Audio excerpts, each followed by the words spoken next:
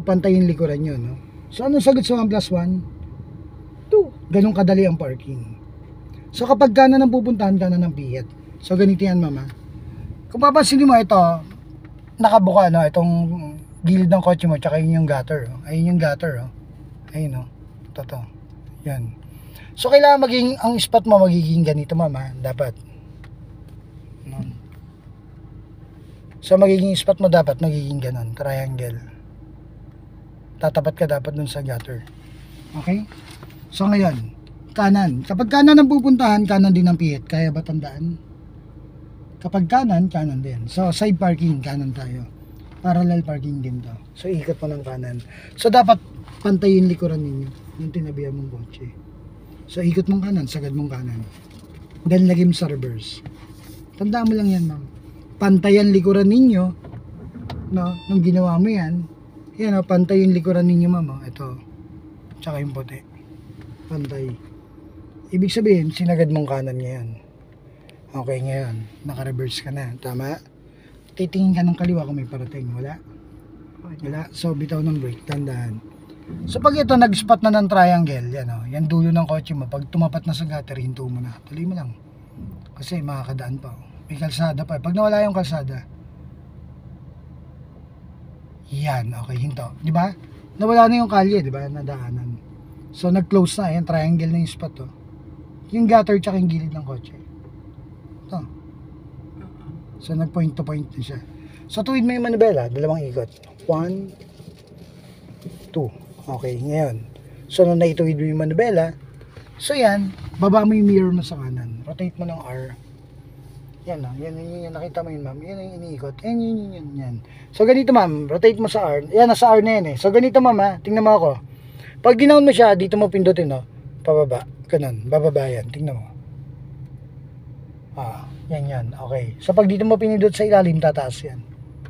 Okay, o. Down mo siya. Okay. Sige pa. Tanawin mo yung gulong. Yan. Okay. Tanaw mo na yung gulong. Ayun, o. Tama? Down mo pa kung gusto mo pa. Yan. Okay na. So, dapat tanaw mo yung gulong, then yung gutter sa dulo. Ngayon, ilapit mo yung gulong mo ron sa may gutter. Sa may guwet. Sige, bitaw na ang brake. Dahan-dahan lang. So, yan, o. So, since sa straight na yan, hindi mo natatamaan yan. Sige, lapit, ma'am. Lapit mo pa doon sa dulo. Kaya dapat marunong kang bumagal. Hindi mayat na prenong ganun. Hihinto mo pag nasa ano na, yung gulong mo. Pag nandun na sa guhit, malayo pa yan, ma'am. Ito yung gulong mo. Ayun, layo pa sa guhit. Sige, malayo pa. Tandaan mo rin yung view na yan.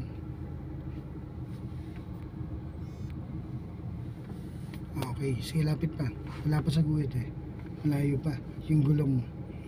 Sige, malayo pa. Malayo pa yung gulong. Sige pa, lapit pa. Okay, hinto. Yan, so yan, kung papansinin mo, dumikit na yung gulong mo dun sa guhit. Ayun, nakita mo, ma'am? So, nung dumikit na yan, ang bawi ng kanan, sagad ng kaliwa.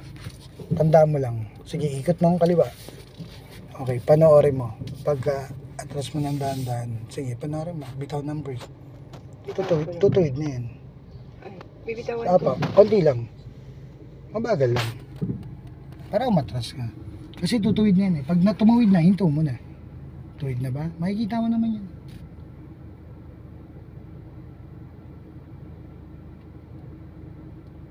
Diba? Okay, hinto. Sa part na to, na pwede mo naman kung may mababangga ka sa likod, pwede mo isagad ng kanan, then lalagay mo sa drive, tutuwid na rin yan.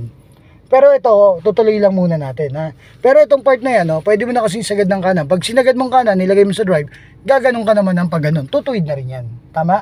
So, pero ito muna yung pa-perfectin mo. Sige, atras mo, tuloy. So, tutuwid pa rin naman yan dito. So, perfect din naman yan, parallel parking.